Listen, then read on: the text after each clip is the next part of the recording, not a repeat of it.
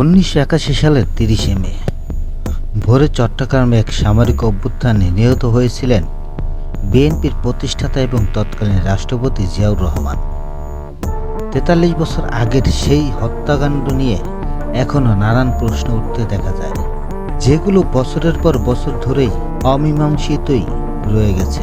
জিয়াউর রহমানের মৃত্যুর পর একের পর এক ঘটনা ঘটতে থাকে, যার মাধ্যমে কয়েক মাসের মধ্যেই নাটকীয়ভাবে ক্ষমতার কেন্দ্রে চলে আসেন তৎকালীন সেনাপ্রধান লেফটেন্যান্ট জেনারেল হোসেন মোহাম্মদ এরশাদ। এর মধ্যে হত্যাকাণ্ডের দিন থেকে পরবর্তী 7 দিন সবচেয়ে ঘটনাবহুল এবং তাৎপর্যপূর্ণ ছিল বলে মনে করেন অনেকে। চলুন জেনে নেওয়া যাক ওই এক সপ্তাহে কি কি ঘটনা ঘটেছিল।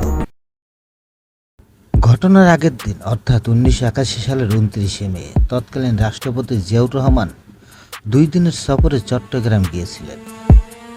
তার সফরের মূল উদ্দেশ্য ছিল নিজের প্রতিষ্ঠা করা রাজনৈতিক দল বিএনপির স্থানীয় নেতাদের মধ্যকার বিরোধ নিরসন। পরিকল্পনা অনুযায়ী প্রথম দিন নেতাকর্মীদের সঙ্গে একের পর এক বৈঠক শেষে মধ্যরাতে ঘুমাতে যান জিয়াউর রহমান। এর কয়েক ঘন্টার মধ্যে সেনাবাহিনীর একটি দল তার উপর গুলি চালায় এবং তিনি ঘটনাস্থলেই নিহত হন।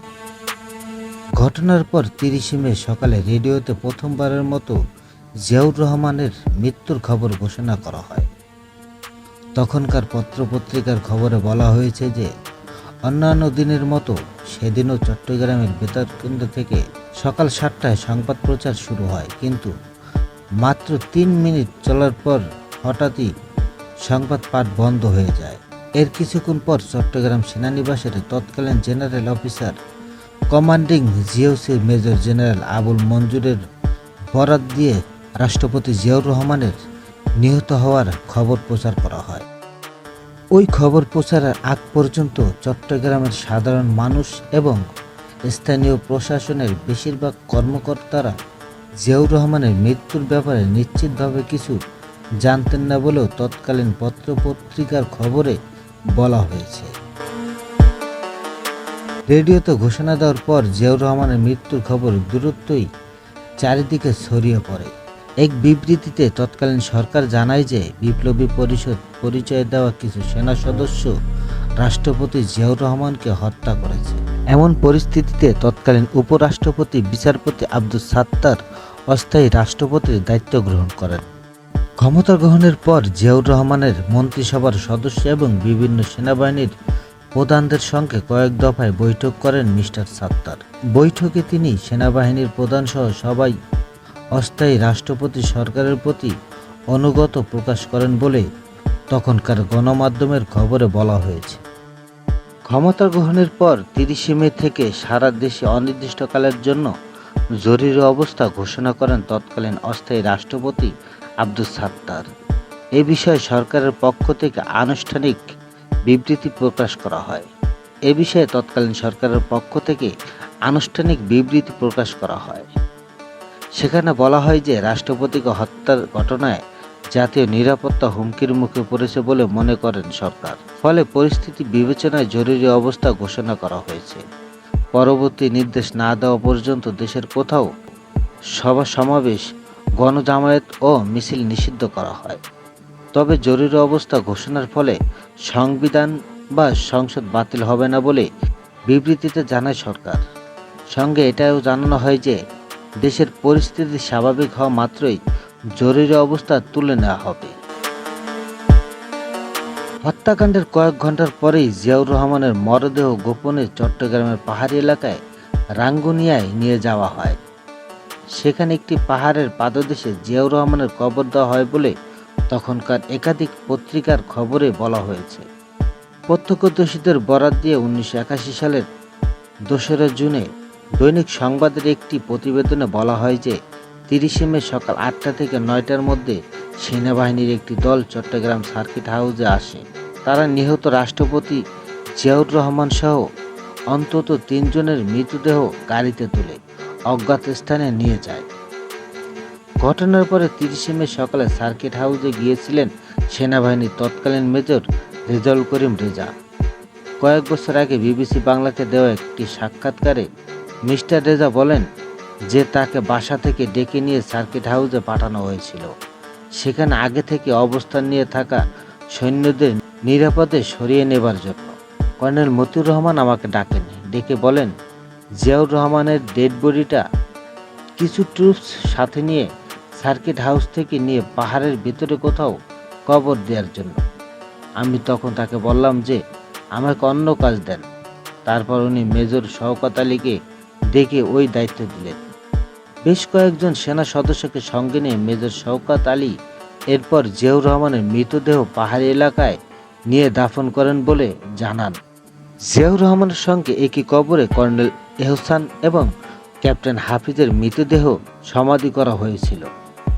তৎকালীন সেনাবাহিনীর মেজর রেজাউল করিম রেজা বিবিসি বাংলাকে জানান যে চট্টগ্রাম সার্কিট হাউস থেকে সেনানিবাসে ফিরে তিনি রীতিমতো যুদ্ধের পরিবেশ দেখতে পান।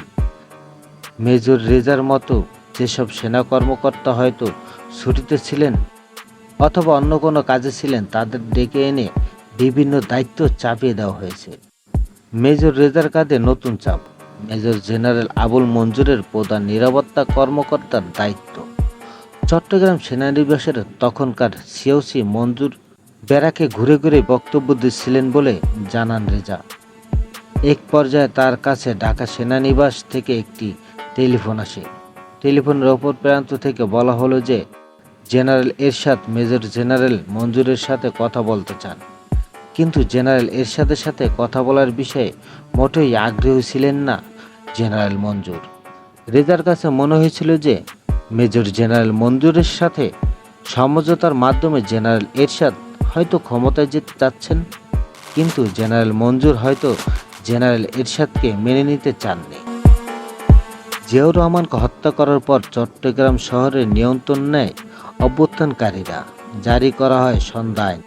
30 মে থেকে পরবর্তী দুদিন রাস্তায় রাস্তায় অভ্যুত্থানের পক্ষে থাকা সেনা সদস্যদের টহলও দেখা গেছে বলে তখনকার পত্রপত্রিকার খবরে বলা হয়েছে।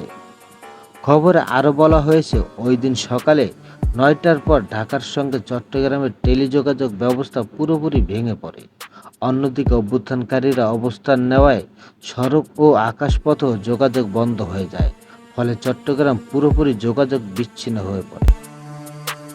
হত্যাকাণ্ডের ঘটনা জানার পর সেদিনই রাষ্ট্রপতি জিয়াউর রহমানের মরদেহ ঢাকায় আনার প্রচেষ্টা চালানো হয়েছিল, কিন্তু সরাসরি যোগাযোগ করতে না পেরে পরবর্তীতে আন্তর্জাতিক সংস্থা রেড ক্রসের মাধ্যমে রাষ্ট্রপতির মরদেহ ঢাকায় পাঠানোর অনুরোধ জানানো হয় বলে, কিন্তু চট্টগ্রাম সেনানিবাসের তৎকালীন সিওসি মেজর জেনারেল আবুল মঞ্জুর সেই অনুরোধ প্রত্যাখ্যান করেন বলে পরে এক বিবৃতিতে জানায় সরকার। চট্টগ্রামের অভ্যুত্থানকারী সেনারা জিয়াউর রহমানের মরদেহ হস্তান্তর না করায় সরকার ক্ষিপ্ত হয়। হত্যাকাণ্ডের সঙ্গে জড়িত ব্যক্তিদের বিরুদ্ধে কঠোর ব্যবস্থা গ্রহণের নির্দেশ দেয় স্থানীয় প্রেসিডেন্ট মিস্টার সাত্তার।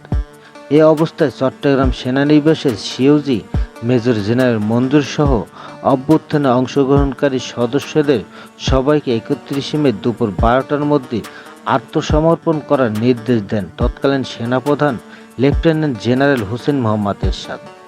নির্ধারিত সময়ের মধ্যে আত্মসমর্পণ করলে পূর্ণ নিরাপত্তা নিশ্চিত করার পাশাপাশি তাদের সাধারণ ক্ষমার ঘোষণা করা হয় বলে সেনাবাহিনীর পক্ষ থেকে জানানো হয়।